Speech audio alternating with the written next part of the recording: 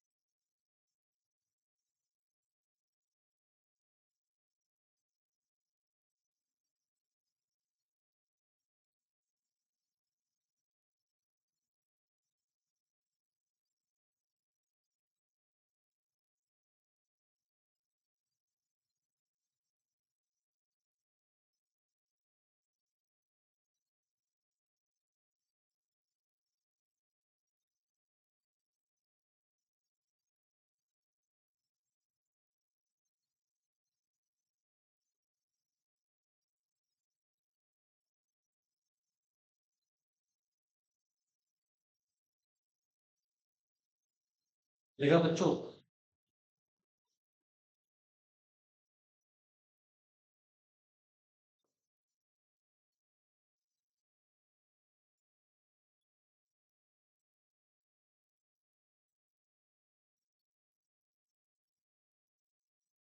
ध्यान से देखना सिचुएशन क्या है। क्या लिखा हुआ है? Of a period regulation two sub regulation one clause p. ठीक है। अच्छा यहाँ पे दो सिचुएशंस है कि ऑफर पीरियड शुरू कब होता है और इसका एंड कब होता है। ठीक है, यानी कि start from and and on. ठीक है। शुरू होता है भैया जिस दिन आपने एग्रीमेंट कर लिया या फिर पब्लिक अनाउंसमेंट कर लिया, तो वहां से हमारा ऑफर पीरियड स्टार्ट हो जाएगा। एंड कब होगा भैया? जिस दिन आपने क्या कर लिया, कंसिडरेशन की पेमेंट कर दी या फिर ऑफर ही विड्रॉ कर लें। दोनों, अच्छा दोनों में से दोनों हो जाएंगे, कोई एक होगा?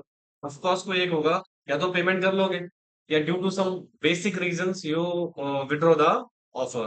तो जिस दिन भी आपने ऑफर विड्रॉ किया या आपने पेमेंट कंसिडरेशन कर दी, तो उसी डेट को हम क्या मान लेंगे बेटा? ऑफर पीरियड हमारा एंड हो चुका है।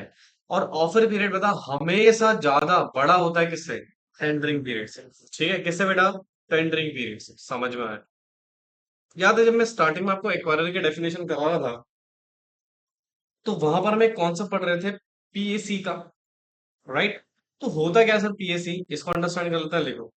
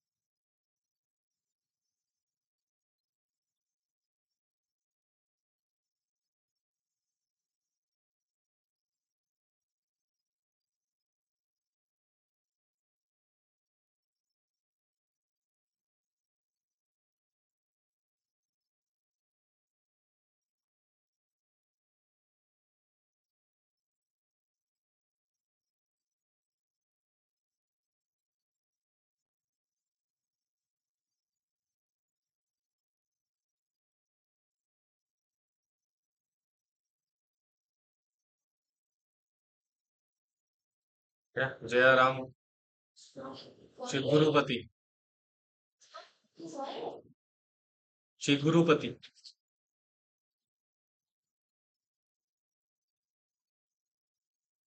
भाई बहुत जुबान चल रही है आजकल। भाई ये क्या होता है ये? जाजा राम क्या होता है? कॉमन सेंस नहीं है? किसने? She is also Kumar.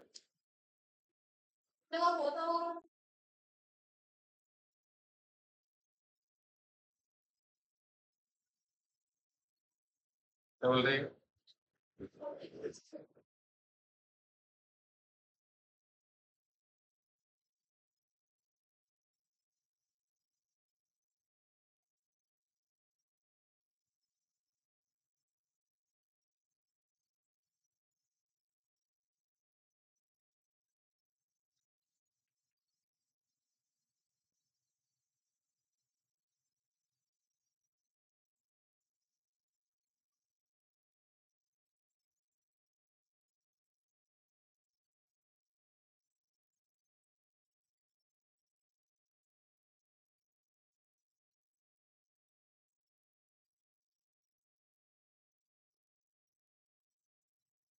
Case लो लिख के अगर एग्जाम में आ गए, मतलब ये मान के चलो मजा आ गया। ठीक है, मार्क्स बहुत अच्छे मिल सकते हैं। तो इसलिए कुछ केस लॉस तो ऐसे हैं जो याद करके ही जाना, स्पेशली सिक्योरिटीज लॉ में। ठीक है, केस लॉस का रेफरेंस बहुत अच्छा है। जैसे मैं क्या पढ़ा रहा आपको, पीएससी के बारे में, किसके बारे में? तो उसी से रिलेटेड केस है, राइट। डाइची सैंक्यो वर्सेस जयराम, क्या है, जिगुरुपति। जिगुरुपति, सी एच चिगुरुपति। ठीक है, होते हैं अजीब अजीब से नाम। वैसे भी Chigurupati sound like south. Now listen please. क्या लिखा हुआ? Person acting in concern that is PAC. बड़ी ही महत्वपूर्ण डेफिनेशन है बेटा ये एग्जाम के लिए। ठीक है, तो regulation two sub regulation one clause q क्या कहता है देखिए। कहते हैं पर्सन वर्किंग क्या बेटा, together with a common objective acquire कर रहा है क्या, शेयर्स है फिर कंट्रोल। सपोज मान लो मैं किसी कंपनी के शेयर एक्वायर कर रहा हूँ, मेरे साथ कोई पर्सन मिलके उसी कंपनी के शेयर परचेस करा, हम दोनों का जो ऑब्जेक्टिव हो गया बेटा सेम है। क्या है? सेम है। तो हम उस व्यक्ति को कौन सी कैटेगरी में इंक्लूड कर देंगे? पीएसी, पर्सन एक्टिंग इन कंसेंट। क्लियर है? अच्छा, यहाँ पे कुछ डीम्ड पैक क्या है बेटा? डीम्ड पैक जैसे होल्डिंग कंपनी, सब्सिडरी कंपनी और ग्रुप कंपनी को हम डीम्ड पीएससी मान लेंगे। इवन तो डायरेक्टर्स और उसका जो मैनेजमेंट में जो भी एम्प्लॉयज वगैरह हैं उनको भी हम क्या मान लेंगे? Deemed employ, sorry, deemed PSC. Promoter and promoter groups क्या माने जाएंगे बेटा? Deemed PSC. इमीडिएट रिलेटिव्स अभी पढ़ा था ना ऊपर डेफिनेशन अपने, चार लोग आते हैं, स्पाउस, पेरेंट्स, सिबलिंग्स और चिल्ड्रंस। ठीक है, these all are immediate relation and deemed क्या है बेटे? PSC. Mutual funds, AIF, venture capital को भी हम क्या मान लेंगे बेटा? Deemed PSC. Merchant bankers, portfolio managers भी क्या मान ले जाएंगे? कोई फाइनेंशियल एडवाइजर है, स्टॉक ब्रोकर है, ऑब्वियस बात है, आपके साथ क्यों खरीद रहा है स्टॉक ब्रोकर शेयर्स, ये क्यों डील कर रहा है उसमें, फाइनेंशियल एडवाइजर क्यों डील कर रहा है, तो उसको हम डीम्ड क्या मानने वाले हैं बेटा? पीएससी। इन्वेस्टमेंट कंपनी का अगर इंटरेस्ट 10% या उससे ज्यादा है तो भी हम इन्वेस्टमेंट कंपनी को क्या मान लेंगे बेटा? पीएससी। अच्छा, 10% से कम है तो फिर नहीं मानेंगे। ठीक है, इक्वल टू और मोर देन होना चाहिए। अच्छा, यहाँ पर की ऑब्जेक्टिव है क्या बेटा? कॉमन। ये सुप्रीम कोर्ट ने भी बेटा इस पर ना स्ट्रेस दिया है, कॉमन ऑब्जेक्टिव है। कैसे बेटा?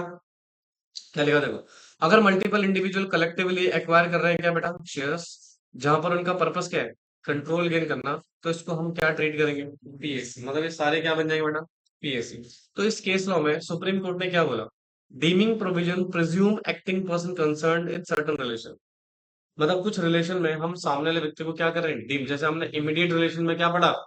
Deemed PSC, right. But supreme court कहता है बट मेयर रिलेशनशिप होना सफिशिएंट नहीं है। क्या होना जरूरी है? Common objective.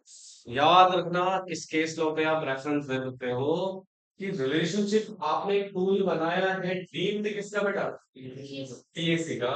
बट जरूरी नहीं है बेटा कि डीम्ड पीएससी हमेशा रिलेशनशिप में सफिशिएंट माना जाएगा। ठीक है, उसके लिए आपको क्या देखना पड़ेगा, कॉमन ऑब्जेक्टिव है। तो this is the case of क्या बेटा, दाइची सैनक्यो वर्सेस जयराम चिगुरुपति। समझ में आया? बोलो लल्लू।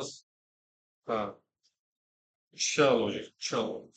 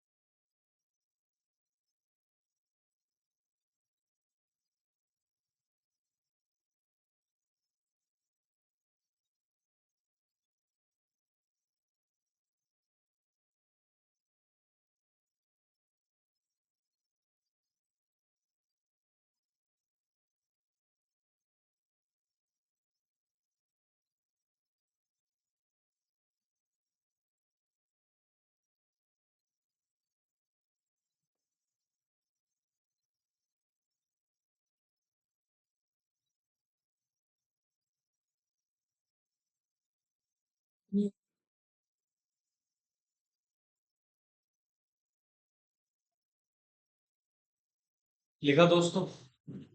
हाँ, तो देखो ये क्या लिखा हुआ है, क्या लिखा है, टारगेट कंपनी। क्या लिखा है बेटा, टारगेट कंपनी। कहते हैं कोई भी कंपनी जो लिस्टेड है कहाँ पे बेटा, और उसके शेयर्स क्या करे जा रहे हैं बेटा, एक्वायर करे जा रहे हैं, तो उस कंपनी को हम क्या बोलेंगे, टारगेट कंपनी। क्या बोलेंगे बेटा, टारगेट कंपनी। ठीक है, सुन रहे हो? टेंडरिंग ऑफर क्या, टेंडरिंग पीरियड क्या होता है बताता हूँ। ओपन ऑफर लेके आया, अब ओपन ऑफर में जो शेयर होल्डर के पास टाइम है शेयर्स को क्या करने का, टेंडर करने का, तो उस पीरियड को हम क्या बोलेंगे बेटा, टेंडरिंग पीरियड। देखिए, कहते हैं पीरियड ड्यूरिंग विच क्या लिखा हुआ है, शेयर होल्डर टेंडर कर सकता है क्या बेटा अपने शेयर्स ओपन ऑफर में, तो इसको हम क्या बोलते हैं बेटा, टेंडरिंग पीरियड। क्या बोलते हैं बेटा, टेंडरिंग पीरियड। समझ में आया? सिंपल है जी। हाँ, चलिए नेक्स्ट पॉइंट लिखिए प्लीज। कितनी डेफिनेशन हो गई हमारी?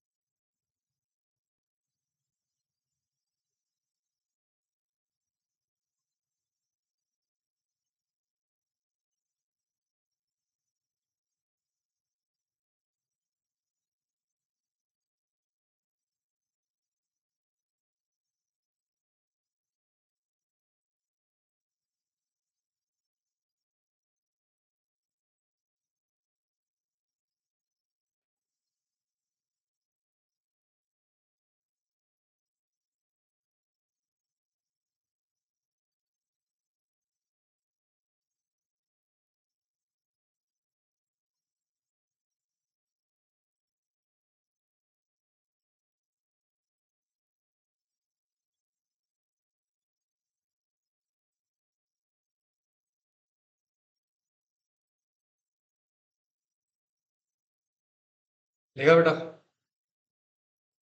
हाँ जी। देखो ये दो कॉन्सेप्ट है हमारे पास, एक है volume weighted average market price, और एक क्या बेटा? Volume weighted average price. अब वॉल्यूम वेटेड मार्केट प्राइस क्या है? तो इसका फॉर्मूला होता है बेटा, इधर देखो, total traded value of shares. ठीक है? तो जो total traded value of shares है उसको डिवाइड कर दोगे किससे बेटा? Total number of shares traded. समझो दोनों में डिफरेंस क्या है? वहां पर वैल्यू बताना है और नीचे क्या है? नंबर ऑफ शेयर्स बताना है। क्या बताना है? तो जो ट्रेडेड वैल्यू है वो कैसे निकलेगा बेटा? Number of shares multiply by market price. तो जो मार्केट प्राइस है शेयर्स की बेटा, उसको आप मल्टीप्लाई कर दोगे नंबर ऑफ शेयर्स से, तो आपका वैल्यू निकल जाएगा। और जो भी शेयर्स ट्रेड हो रहे हैं वो आप डिवाइड करोगे तो हमारे पास क्या आ जाएगा? Volume weighted average market price. ठीक है?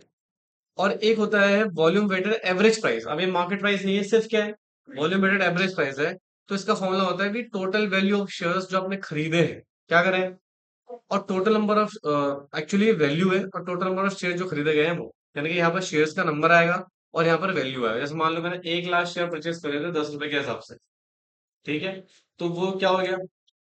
1 लाख इंटू 10, 10 लाख की मेरी वैल्यू हो गई, अपॉन में 1 लाख, तो जो हमारा प्राइस आएगा उसको हम क्या बोलेंगे बेटा? Volume weighted price. अब तुम्हें लग रहा है तो सेम ही आएगा, नहीं बेटा, प्राइस क्या होगा वहां पे? अलग अलग होगा। शेयर्स क्या होगा? अलग अलग होंगे। तो उसको हम प्लस करेंगे। क्या करेंगे? प्लस करेंगे। ठीक है? चलो नेक्स्ट पॉइंट लिखो।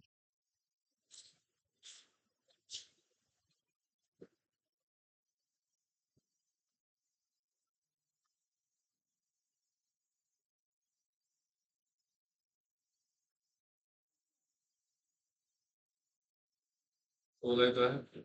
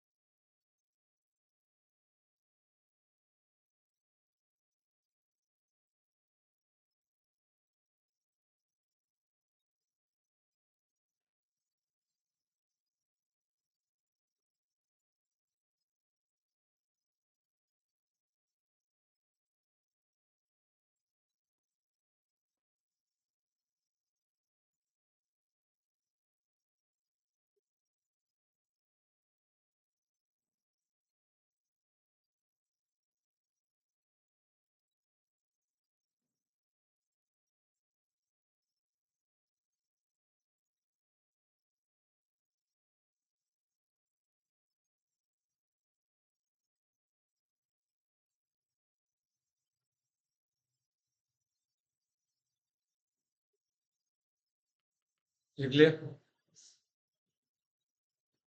भूख लग रही है? सब गुस्से में देख रही है?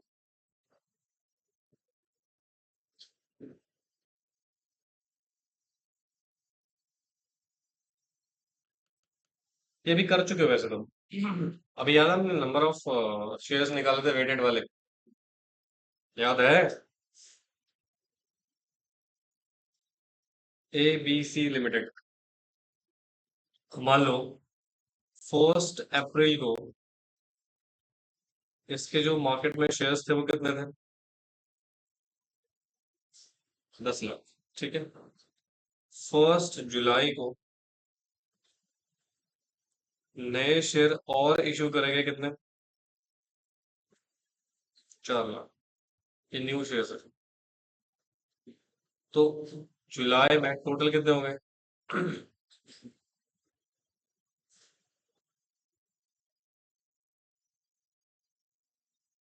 14 लाख हो गए। बोलो। अच्छा, 1 जनवरी को बायबैक कर लिया।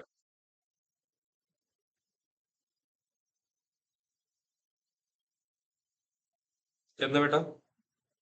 बायबैक कर लिया ऑफ 2 लाख शेयर्स। अब टोटल कितना बचा? 14 लाख माइनस 2 लाख, कितना हो गया? तो क्या यहाँ पर अपने नए इशू जो हुए थे या जो शेयर्स बायबैक हुए थे, इवन तो जो कैंसिल हुए थे, उन सबको एडजस्ट कर लिया? हाँ, बोलो। या अब हमें इसको टाइम फैक्टर के साथ एडजस्ट करना है। तो हमारे पास 3 पीरियड है यहाँ पे। पीरियड 1 कौन सा वाला? अप्रैल वाला। कौन सा वाला बेटा? अप्रैल से लेकर कहाँ तक हो गए? अप्रैल, मई, जून। 3 महीने हो गए। कितने शेयर्स थे हमारे पास? इंटू कितना आएगा? 2.5 लाख। कितना आएगा? बोलो बेटे। अच्छा, फिर पीरियड 2, जुलाई से लेके दिसंबर तक। कितने महीने हो गए? 6 मंथ हो गए ना? अच्छा, तो इस ड्यूरेशन में हमारे पास नंबर ऑफ शेयर्स कितने थे? 14 लाख इंटू 6/12, कितना आएगा? 7 लाख। ठीक है। पीरियड 3। अब पीरियड 3 जनवरी से लेके कहाँ तक है? जनवरी, फरवरी और मार्च। हेलो, कितना महीना हो गया? 3 मंथ्स हो गए। कितने शेयर्स हैं? इंटू अपन में कितने हो गए? 3 लाख हो गए। बोलो बेटे। अच्छा, अब मेरे पास टोटल जो एवरेज शेयर्स आ जाएंगे उसका बेसिक आंसर क्या रहेगा? Weighted average number of shares initially कितना था? 2.5 लाख। 7 लाख और 3 लाख, तो 12.5 लाख हो गए। तो ये हो गया बेटा मेरा number of shares with adjusted time factor. देखो, पढ़ो इसको। Weighted average number of shares मुझे निकालना है, तो पहले एडजस्ट करोगे कैसे इसको? कर लिया था। इशू से बस कैंसिलेशन वाला हमने उसमें नहीं लिखा था, बट अगर कोई शेयर्स कैंसिल भी हुए उससे कोई फर्क पड़ेगा? कैंसिलेशन किसका होता है? अनसब्सक्राइब पोर्शन का। बोलो, या तो रिडक्शन बोलोगे आप। ठीक है। फिर कहते हैं सर इसको मल्टीप्लाई करोगे किससे? टाइम वेटेड फैक्टर से। तो उससे हमें निकल के आ जाएगा क्या बेटा? Weighted average number of shares. लिख लो।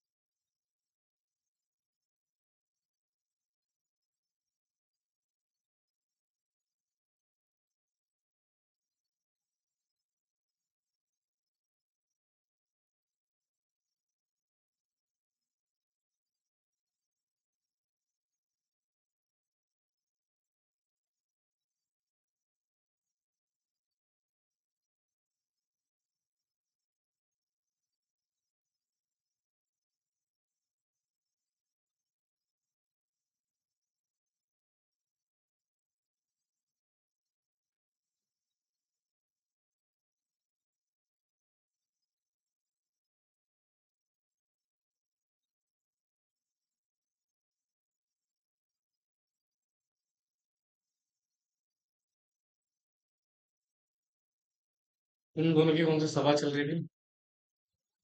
हैं? देख लिया?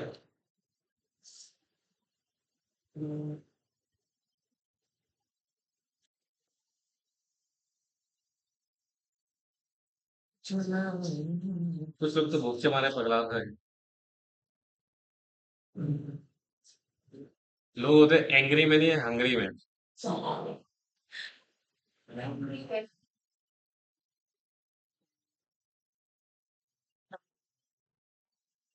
चीज। क्या हो तुम? सब कुछ है।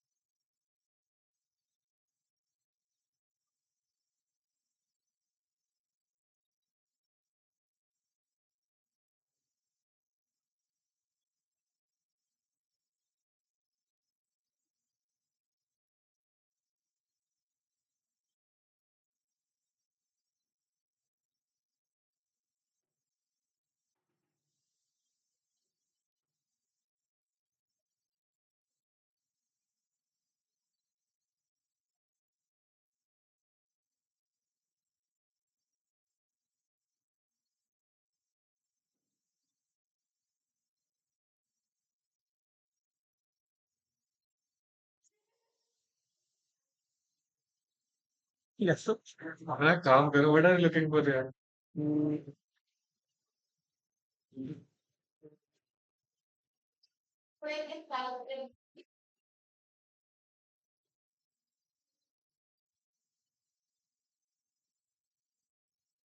अरे बच्चों के मैसेज आ रहे हैं क्लासेस को लेके।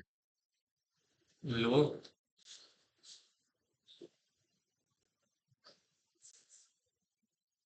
पता नहीं है। पढ़ाना छोड़ रहा हूँ मैं। I'm fed up with this.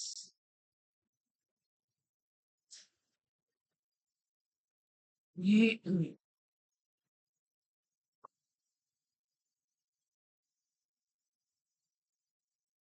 लिखो।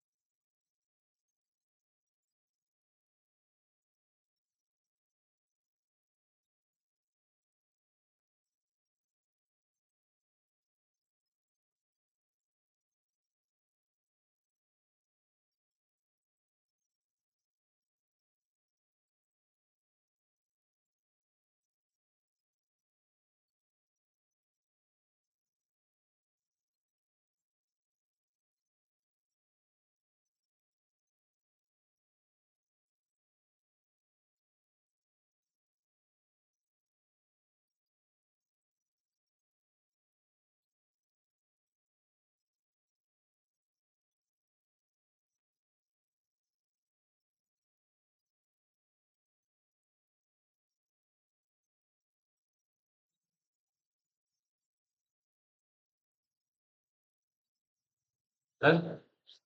विलफुल डिफॉल्टर कितनी बार पढ़ चुके हो आप लोग? बहुत सारे बार। एक पर्सन को कैटेगराइज करा है किसने बेटा? बैंक ने या फिर एफआईज ने एज अ विलफुल डिफॉल्टर। तो भैया आपको हम यहाँ पर भी क्या कंसिडर करने वाले हैं? Wilful defaulter. अच्छा, आरबीआई की गाइडलाइंस के हिसाब से कुछ लोगों को विलफुल डिफॉल्टर के डेफिनेशन में डाल दिया था भाई, डायरेक्टर को, प्रमोटर को और ऑर्टिस्ट। तो यहाँ पे बेटा हमारा डेफिनेशन वाला पोर्शन क्या हो गया? समाप्त हो गया। चलिए धन्यवाद, मिलते हैं नेक्स्ट क्लास में आपसे। ठीक है।